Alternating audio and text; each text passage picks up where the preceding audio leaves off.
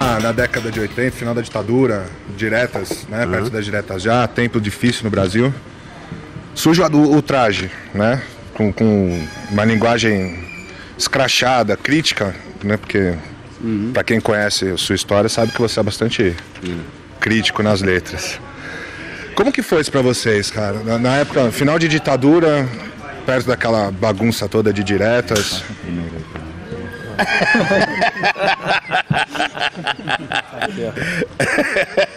Ih, o Nás me ligou. Como foi o quê? Você diz? Pra vocês, o traje. Na verdade, a gente começou, né? A gente viveu a ditadura, mas antes, né, nos anos 70 principalmente. Né, nos anos 60 eu era muito criança para entender o que estava acontecendo, mas nos anos 70 que a gente passou a ver isso. E a nossa influência, a minha principalmente, que era, né, foi dessa época. Né? Eu cresci ouvindo música nos anos 60, os Beatles, Rolling Stones, o Bob Dylan, essa coisa dos anos 60, nos anos 70 mais progressivo, também coisa mais pesada, né, Led Zeppelin, o Black Sabbath, e o tipo de letra também, né, e Frank Zappa, também, e lá pro final dos anos 70 também, coisa que já vinha política dos anos 60, principalmente por causa do Vietnã e tal. Aqui no Brasil foram os anos 70 que mais falou de política, e no tempo da censura, então tinha que falar de maneira velada, usando, né, de vocês tiveram, analogias. Foi o lado bem inteiro censurado nessa época, não foi? Não um lado inteiro não. Nós tivemos, a Blitz teve um disco com 2 faixas riscadas, que eles riscaram de propósito para mostrar que estava censurado. Era uma coisa também que se fazia nos anos 70 nos jornais. Quando censuravam um artigo, eles punham uma receita de bolo, uma coisa assim bem ridícula. É verdade. Então, primeira capa, bolo de fubá e tal, né? Para o nego saber que tinha sido censura ali. Caraca, velho. Então foi nessa época que a gente cresceu, né? Aprendendo a driblar a censura com as letras, a falar de outras coisas e tal.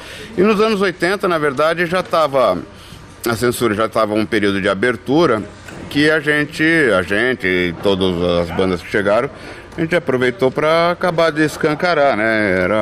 A gente aprendeu isso tudo nos anos 70, esse lance de obrigação moral, que não era uma obrigação realmente, é uma obrigação de, já que você tem acesso à mídia, vamos falar sobre isso e tal, né?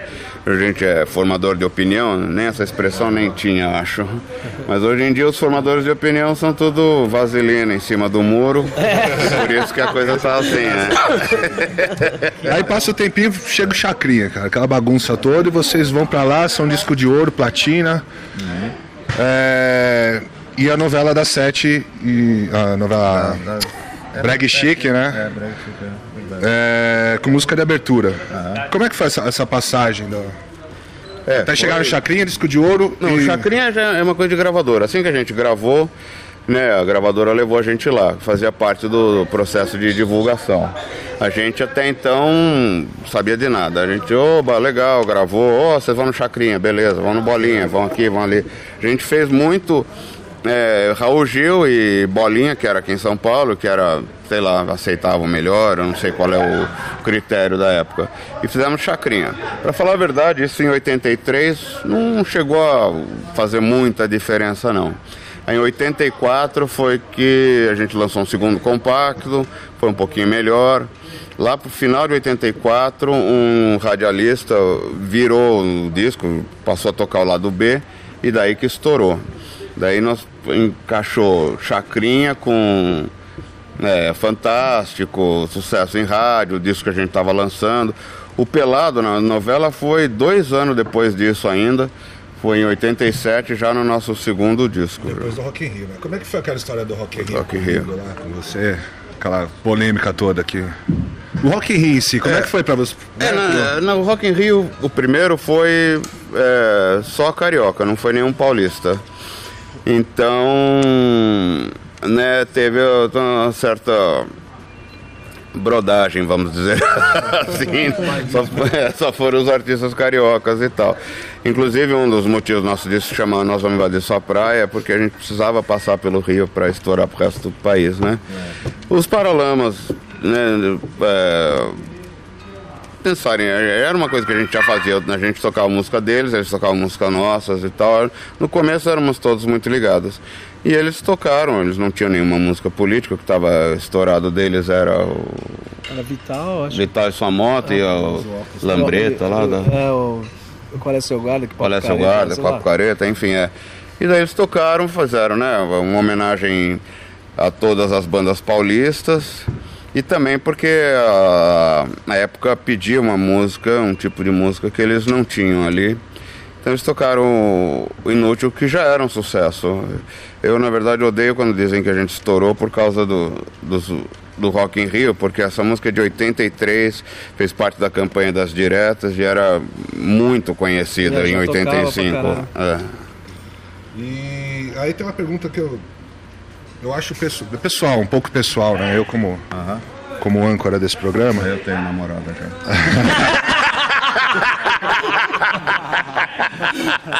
E, não, tem bastante gente também. Aí quebra a perna. Derruba. Tanto eu quanto tem bastante gente que eu acho que tem essa curiosidade também. Pelado, filho da puta e nada a declarar. O que tava passando na sua cabeça nesses 3 momentos, cara? O Pelado, na verdade, pouca gente sabe, mas eu me inspirei no final do Inútil, que falava Inu, que não tinha nada a ver com pelado. Era inútil, né? Mas, enfim, outra coisa. Mas um crítico na TV falou, é genial, porque eles terminam ainda com Inu, pelados e tal. Eu falei, não era isso, mas essa é uma boa ideia. E daí eu fiz a música Pelado, né? Essa coisa de despido de cultura, despido enfim, de educação, etc e tal, né? O Filho da Puta foi um pouco para testar a censura, que tinha acabado oficialmente em 89, e ela tinha a premissa dela era o seguinte: morar no país, aqui no Brasil, é como ter a mãe na zona, quer dizer, como se sua mãe fosse puta, mesmo assim você ia gostar dela, porque é sua mãe e tal, mas ia ser uma merda, enfim, né? Então essa era a ideia. E daí, já que sua mãe seria puta, nós todos seríamos filhos da puta, e essa foi a brincadeira da música.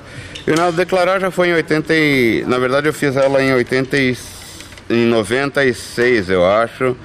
Ela só saiu em 99, mas era um período que tava muito palavrão gratuito, à toa, sabe? Muita sacanagem, boquinha da garrafa, esse tipo de coisa e tal.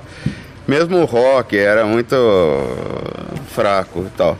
E daí era uma música até meio assim de, bom, chega, né? A gente vai lançar um disco ao vivo e mais essas músicas aqui. E valeu, não tem mais nada pra dizer, não tem mais o que fazer. E vou tirar sarro, né? Enfiar um palavrão e justo o palavrão menorzinho, né? É bem pra sacanear. Então, agora pra parte musical. Eu gosto de sacanear, não sei se vocês notaram. Quase nada. Aí entra já na parte musical pra banda toda, né? Aí cada um tem uma opinião própria. A mídia evolui, a tecnologia evolui, chega o MP3. Vocês gravaram com o Raimundos, né, um disco aí, e primeiro saiu no iTunes, não foi isso? Foi. Por quê? Como você interpreta, vocês todos, né, agora a opinião de cada um, como vocês interpretam essa mídia nova e como que vocês decidiram primeiro lançar só no iTunes lá? Nem uma decisão nossa, né? Isso é uma coisa já é padrão, né? E o meio musical é isso aí, né? Agora meio anárquico, tem muita gente boa escondida. Não tem poucos meios de divulgação, né, para tanta gente, né, poucos programas para divulgar um trabalho de uma banda. Eu acho assim meio bagunçado, assim, pessoalmente falando, assim, né? Tá ficando meio que na sorte, né? Aí tem o YouTube, posta alguma coisa lá, de repente vira hit, aí aparece. Como é a mídia hoje, comparado com antigamente, hoje fica meio difícil uma banda nova se consagrar um álbum. Às vezes consagra uma música, né? Tá muito na moda uma música, história, e o resto já não faz muito sentido. Mas eu acho meio complicado. Hoje a gente passa por uma crise geral, assim, inclusive artística, né? Porque muitas bandas se influenciam E acabam querendo fazer alguma coisa para agradar todo mundo. E quem diz que aquilo vai dar certo, né? Vira pop demais, vira sertanejo, vira... Vira essa... Agora, vender em MP3 eu acho que é o caminho natural, a evolução. Embora muita gente ainda queira ter a mídia física, como tem gente que ainda gosta do vinil e tal. Você não acha que o vinil, desculpa cortar, o vinil não seria um caminho para acabar com a pirataria instantânea? Porque hoje você grava alguma coisa, nem saiu do estúdio direito, já tá na internet, neguinho já tá com todas as músicas do álbum. Ninguém tinha dinheiro para comprar uma máquina, fazer vinil, né? Não dá para acabar porque é tipo caixa de Pandora, né? Já abriu, hoje em dia... Tá, de verdade é de vinil, mas tudo bem, o cara compra um CD, compra um pendrive, baixa da internet, então não tem mais como voltar, né? Agora, então esse é o caminho, a gente mesmo já nunca fez conta que baixasse nossas músicas na internet. Temos um aplicativo para o iPhone que você pode ouvir essas músicas MP3. Eu mesmo acho muito cômodo, muito prático. Nunca mais ouvi só o CD no carro, raramente, assim. Mesmo no carro dá para ouvir MP3 também. Né? Eu gosto de ter lá o CDzinho, né? Eu gostava mais do vinil que você tem. Capa legal. Capona, grandona, você vê, né? Ainda mais agora eu tô meio cego, fica mais complicado. Mas a gente nunca ganhou grana também com lance de disco, de vendagem de disco, então... É verdade, acho que é mais fácil controlar a MP3 baixada de um site como o iTunes do que pela gravadora. É isso. É basicamente isso mesmo. Como o Roger falou, é uma caixa de Pandora, não tem como voltar, né? Mas se você observar, o músico vive de música, entendeu? Então, o nego se apropriou do nosso produto, sacou? E aí a gente fica atado a isso daí. Aí fica falando, mas a gente tem que ganhar dinheiro com show. Mas é um país que não facilita, não estimula a criação de um circuito de show para as bandas iniciantes, entendeu? Então você fica atado, assim. As bandas dos anos 80, elas já estão consagradas, então é mais tranquilo para se ter uma longevidade. Mas as bandas novas, todas que você vê aparecendo, elas são ligadas diretamente a um produtor ou uma gravadora, que já tem o esquema com os grandes festivais e com as rádios. E tem que se submeter à produção do cara. Então a coisa perdeu um pouco da espontaneidade e ficou atada a um esquema, entendeu? Então, por isso que a qualidade da música hoje em dia eu acho que caiu muito por isso, entendeu?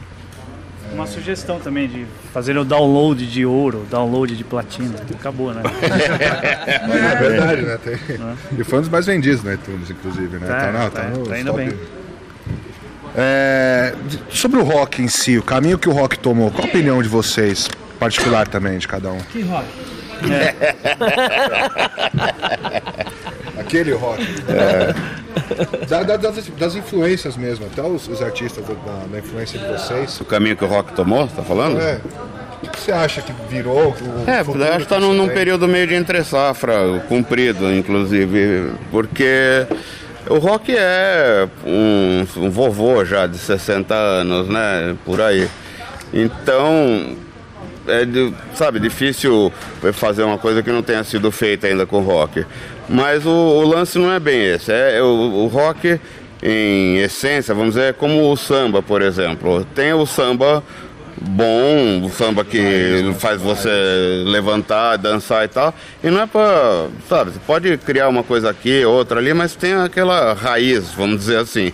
E a raiz do rock é meio blues, né? E a gente vai pra cá, vai punk e tal, vai heavy metal, etc. Mas todos esses vêm no fundo do blues. Agora, hoje em dia não vem mais, vem do sertanejo, vem do brega, vem de, porra, perdeu, não sabe, mas não é mais rock aquilo. É sertanejo com distorção. Exato. Todo tipo de música hoje em dia é o mesmo, com uma caída pro sertanejo, ou uma caída pro axé, ou uma caída pro rock, mas é o mesmo tipo de música brega que se faz hoje em dia. Com letras de corno, né? Pode crer. Esse rock que está denominado falta de educação.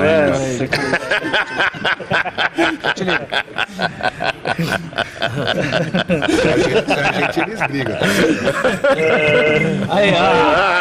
outra falta de educado. Melhor você já apagar o... Já te ligo, já te ligo. O Ola, né? Agora você. O Ola. Isso que eu ia falar, esse rock emo, que todo mundo fala que é emocore. O que vocês acham disso, cara? É isso que a gente tá falando. Isso aqui é o sertanejo com distorção que a gente fala. De cor. Mete um pedal de distorção, ela tá... É estranho, porque a gente, nossas influências vêm desde o comecinho e a gente foi vendo tudo. Essas bandas novas, normalmente elas partem de um negócio que ele ouviu ontem. Daí ele faz o dele. Daí o outro que ouviu esse faz o de amanhã. Quer dizer, não tem realmente raiz com nada. Eles vão beber na fonte, entendeu? Ele pega só um finzinho e opa, copia dali. E não tem atitude, né? É tudo politicamente correto, não fala nada. Verdade, E busca principalmente, assim, o objetivo é a fama. Isso entendeu? Não é a fama não é uma consequência, sabe? De uma galera que quer fazer música, que conhece música, é amante de música, estuda. É isso que eles estão falando, embasado no que é a história do rock, da história da música. Faz a parada por espontaneidade e por ser uma coisa autêntica, estoura, entendeu? Por ter uma identidade. Acho que é uma coisa mais buscada numa fórmula, por isso que aí entra em contato com o produtor fala, é isso daqui que vai fazer. E aí... Então, bastante culpa de produtores, né, que pega aqueles 5 garotos que tocam um pouquinho de guitarra, um pouquinho de baixo, e culpa das gravadoras também, né? Culpa da própria banda que se sujeita a isso. É molecada ingênua, né? Não sabe de porra nenhuma. Molecada ingênua. Só fazer uma pergunta, uma curiosidade. O vocalista do Fresno, esses dias, ele deu uma entrevista e ele falou assim que as bandas dos anos 80, eles reivindicavam alguma coisa.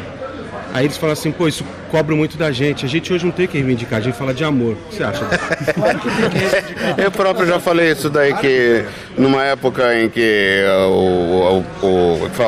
sem censura, o país corre bem e tal, não sei o quê, realmente o saudável seria que você falasse sobre qualquer coisa. Tem rock falando de amor desde os anos 50, desde os anos 60 tem isso daí também. Mas, mesmo falando de amor, tem atitude, né? Tem a coisa, não é só falando de amor e tal, e não é verdade que não tenha o que se reivindicar hoje em dia também. Nós ainda não estamos naquele patamar super legal da Suécia, assim, né? Vai fazer uma no mensalão, não? Fica velho rápido, né? Daí. Tanto que você pega inútil, filha da puta, você vê, é atual, cara. A gente tem muito que reivindicar, a gente tá louco pro lançamento do iPhone 5, porra. Tem que chegar mais rápido. Vocês acham que tem salvação, cara? Que tem a molecada que curte Beatles, que curte Led Zeppelin, né? Povo novo, que nem... Os pais não têm contato com rock, a molecada tá indo procurar. Essa é a tendência. Aconteceu comigo quando fim dos anos 70 começou o rock ficar muito sinfônico, muito jazzístico e começou a se perder, aí entrou o punk. Aí a gente já... assim, não tocava em rádio, a gente corria atrás disso, entendeu? Então não Acho tinha... que até a nossa geração não era uma coisa estabelecida, opa, legal. É o tal do Rebelde Sem Causa. Hoje em dia, minha mãe deu a guitarra, vamos lá, vai lá, vai fazer... E não tinha, hoje em dia o cara já veio com essa formação, não, eu vou fazer o clipe, daí eu vou comprar espaço aqui e tal, e vou vestir uma roupa X. Os sertanejos todos parecem com o Gustavo Lima hoje em dia. Não é? Pra finalizar, né? Primeiro, obrigado por vocês atenderem a gente. Quais são os novos projetos, data de show a partir de 13 de novembro, se tiver de cabeça, pode falar que uma apresentação vai ser dia 13 de novembro. Então fica... Novembro tá complicado, que eu devo virar pai. Por aí mesmo. Parabéns. Os projetos novos do Traje. Do Traje. Que o fã pode esperar daqui pra frente. O de sempre. A gente eventualmente pode lançar um disco. A gente vai renovar o contrato aqui com a Band, quer dizer, pelo menos mais um ano o programa tem. Legal. O programa tá indo bem, né? E a gente faz shows, a gente vive de música. Cabeça nenhuma data a partir de 3 de novembro. Dia 8 de dezembro em Curitiba, não faço ideia onde. Verdade, Beleza. Obrigado, gente. É isso aí. Obrigadão mesmo, viu? Valeu.